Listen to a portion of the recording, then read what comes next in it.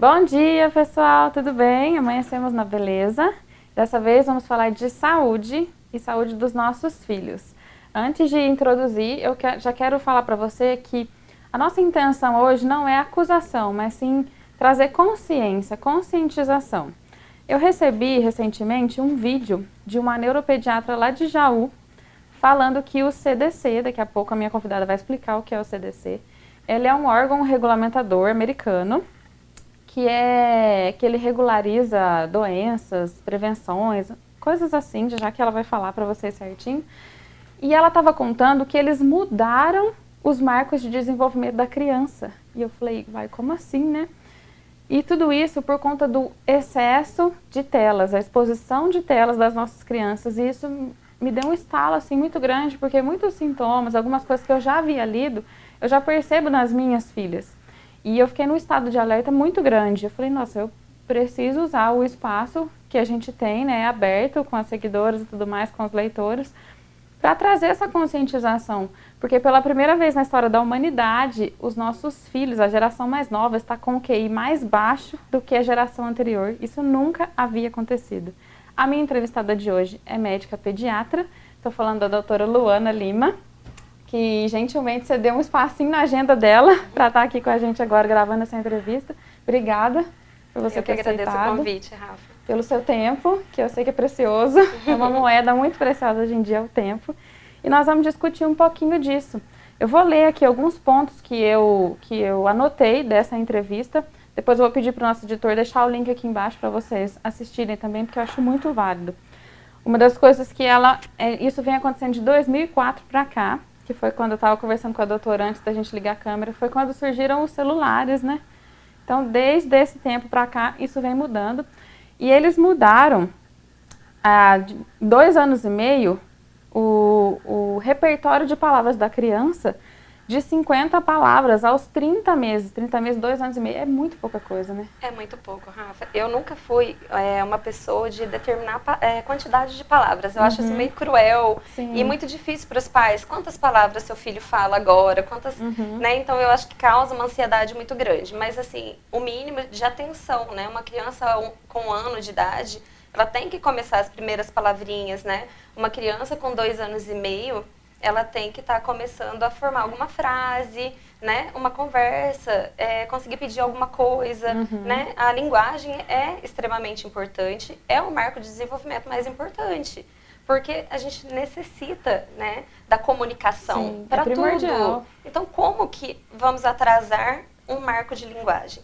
Então, assim, o CDC, né, é um controle de doenças, né? Um controle de doenças e prevenção de doenças, né? Então, assim, o que preocupa é isso. A gente precisa prevenir. E para a gente prevenir, a gente precisa ver cedo, no início do problema. Então, quando o CDC muda esse marco de desenvolvimento da linguagem, né? Que era para uma criança estar falando ali frases aos 2 anos e meio, e eles chegam e falam que a criança tem que estar soltando algumas palavras. É alarmante. É alarmante, porque como que a gente vai ter essa atenção? Quando que a gente vai preocupar com essa criança? Quando que nós vamos falar em atraso de fala? O atraso de fala, ele mostra pra gente muita coisa, né? Vários tipos de doença, transtornos, às vezes até de audição. E aí a gente vai... uma criança, ela pode não estar falando porque ela não ouve bem. E aí a gente vai pensar, não, mas é normal. Vamos esperar, porque né, o CDC está dizendo aí que está normal, está tudo bem, né? E não está tudo bem. Então, a gente tem que refletir muito isso, refletir o que está acontecendo com nossas crianças. Muita gente acha que, meu filho fica meio período na escola. Esse tempo ele está conversando, ele não está em telas, ele não está... Mas ele também é muito condicionado na escola. Sim. A escola, a professora vai falar, olha, para os pequenos... Agora nós vamos brincar disso. Ele não precisa pensar. A brincadeira é imposta, né? É diferente de uma criança chegar em casa e aí agora ela vai brincar com os brinquedos dela, aqueles brinquedos de sempre, que ela vai ter que criar. Ela vai ter que pegar uma boneca e criar uma história, um momento, né? Ela vai ter que pegar um herói e criar uma história. Então as crianças não estão pensando mais, porque ele não precisa criar. Ele pega o telefone, ele pega o tablet e vai assistir. E ele só vê. E aí, o que está acontecendo? Não é só a linguagem, é a obesidade, né? É a socialidade. As crianças não se socializam. Você fala com uma criança, ela não olha em você. Não responde, né? Não responde porque a TV não responde. Né? Exatamente o que a médica falou. Ela fica na TV, no tablet, ouvindo e parece, né? A impressão dos pais é que aquilo está estimulando. Tem muito desenho que ensina as cores, as formas, mas às vezes entra num ouvido e sai no outro, a criança não está aprendendo. E aí eles não aprendem a pensar, eles não precisam se esforçar.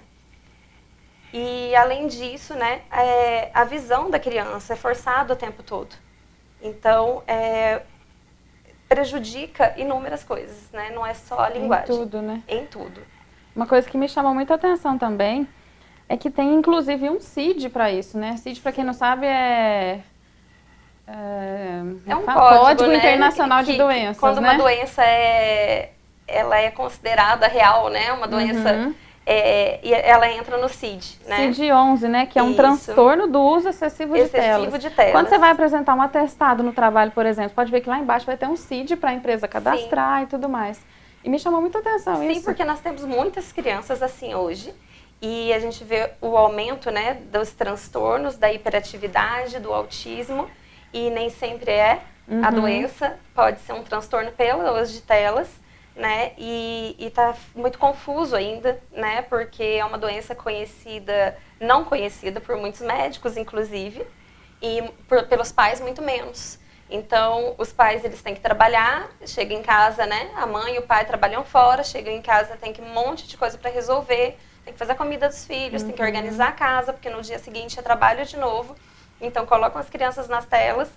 E aí, o que acontece? É o que a gente estava conversando aquela hora. Eu acho que nós mais velhos, gerou uma geração de comodidade, de facilidade. A gente trabalha muito, a gente trabalha fora, então tá ok. A gente dá um jeitinho para a gente poder resolver as nossas coisas. Mas e aí?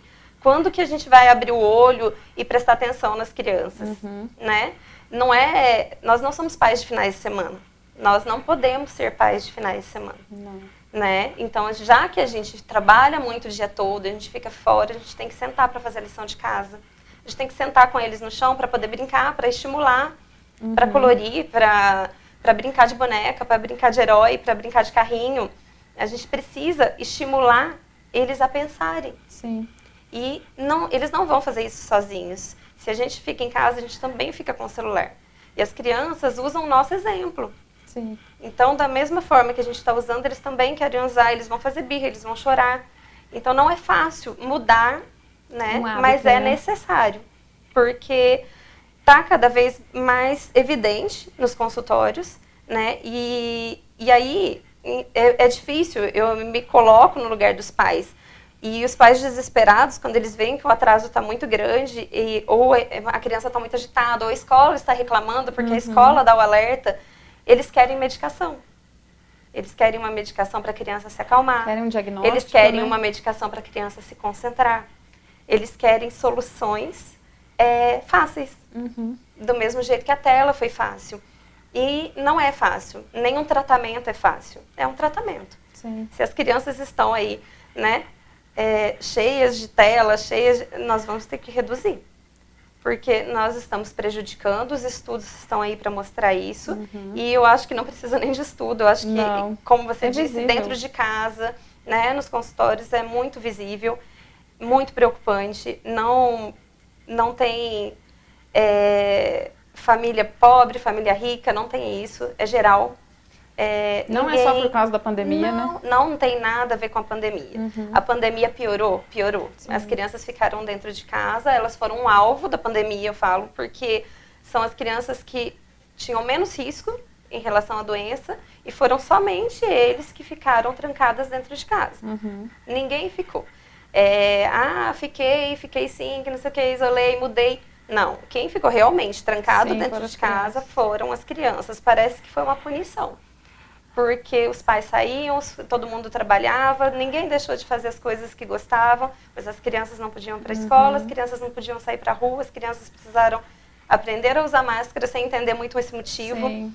Então, assim, hoje a gente tem realmente vários transtornos, depressão, né, psicológicos mesmo, dificuldade de volta à escola, esse retorno social, né, e tudo isso associado, né, às telas, que aí intensificaram um pouco mais, porque os pais não tinham tempo de ficar com as crianças, eles dentro de casa, todas as crianças muito estressadas, né, porque eles têm muita energia, eles querem sair, eles querem brincar. Precisam gastar essa energia, né? Sim. E aí juntou tudo, né, piorou. Mas o estudo, né, que o CDC usa é desde 2004, né, então não é uma coisa de ontem. É uma coisa que vem acontecendo, os nossos adolescentes não estão pensando, né? A pesquisa em relação ao QI, que você comentou, é em relação aos adolescentes, que eles percebem que estão com QI abaixo dos pais, porque eles não precisam pensar, o celular está ali. Então, não precisa fazer contas básicas. Tabuada, será que eles decoram tabuada? Exato, será? Né? Então, assim, não precisa, é tudo muito fácil, não precisa pesquisar nada no livro, não precisa abrir o livro. Não tem trabalho nenhum de... Eu estava comentando que eu tinha que ir à biblioteca, Sim. depois da aula, pegar livro, enciclopédia e pesquisar. Agora, ó, é só fazer isso aqui com o dedo, então é uma geração preguiçosa, mentalmente.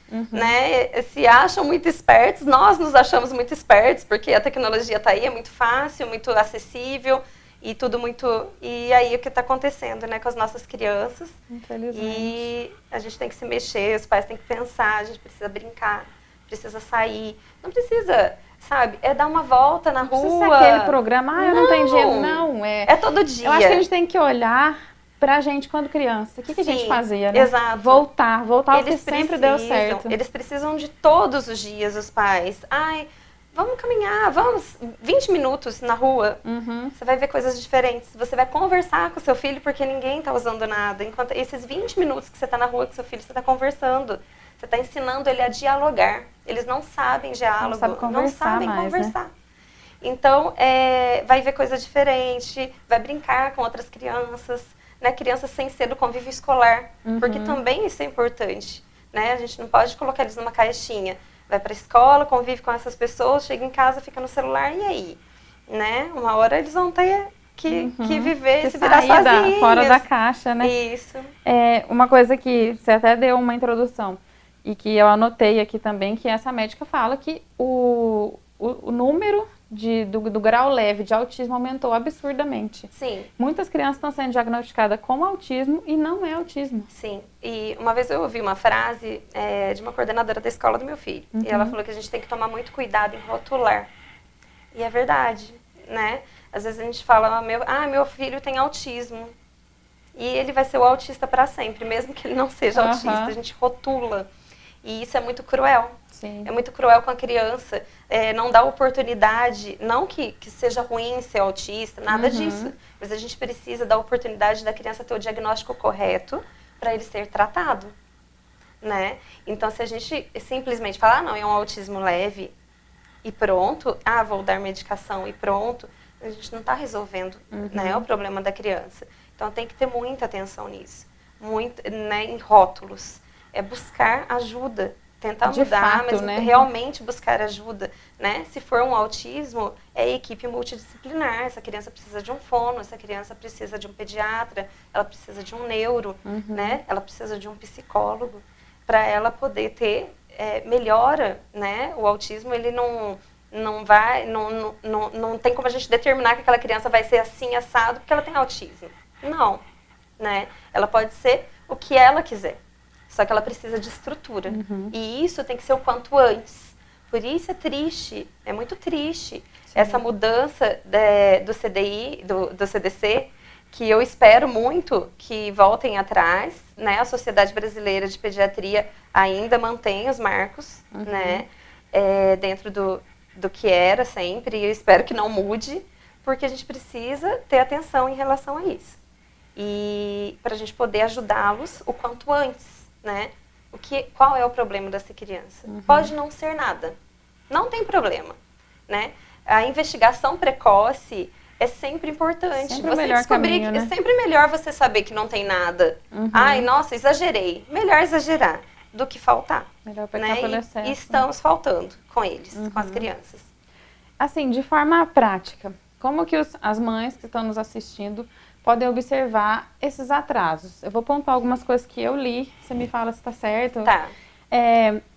Dificuldade de raciocínio, de memória, de socialização. Igual você falou, as crianças não sabem conversar, Sim. As crianças não têm empatia.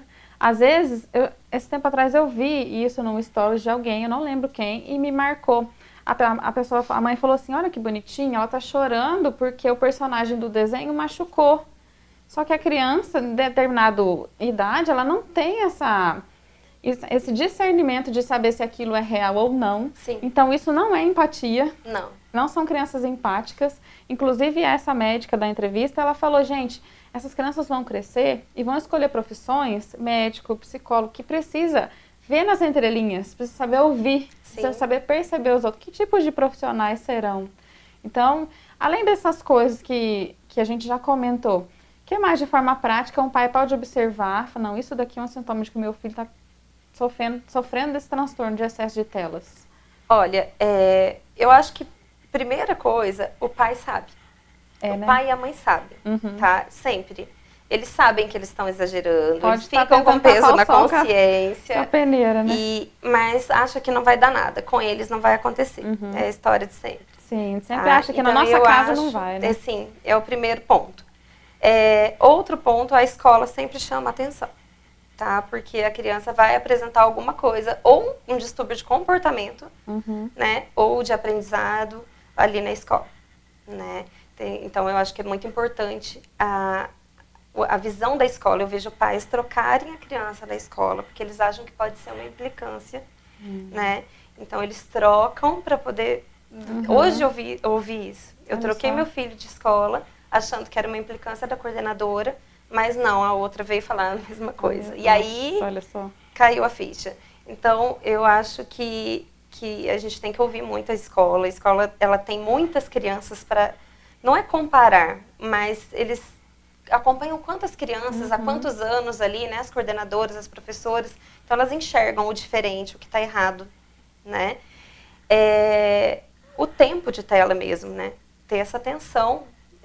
Eu não sou 880, né? Hoje, a Sociedade Brasileira de Pediatria proíbe, né? Eles orientam que não tenha telas até os 2 anos de idade, 0 telas, né? Até os 5 anos de idade, tela mínima, meia hora, né? Então, assim, não precisa ser tão restrito, mas ter esse cuidado em quantidade, né? Às vezes a criança vai dormir assistindo desenho, né? E não precisa disso, né? Eles precisam dos pais. Cadê os livros? Né? Cadê os livros para a gente ler para eles? E é a conversa. Se você não conversar com seu filho, você não vai perceber. Né? Os maiores, principalmente. Tem que ter olho no olho. Tem que ter. Não tem nada que vai fugir disso. Né? Se a gente não conversar, se a gente não prestar atenção no filho da gente, a gente não vai perceber. Né? Parar de achar que está tudo normal. Não tá. Né? Então, a gente vê aí adolescentes, né? Depressivos, ansiosos, Nossa, né? demais. Muitos com crise de ansiedade e não sabem lidar com as coisas. Por que eles não estão sabendo lidar? Não tem convivência, não tem diálogo, e não tem nada. com quem conversar, porque eles não sabem conversar, eles nunca não conversavam com os pais, eles cresceram sem conversa, sem diálogo. Sim. Né?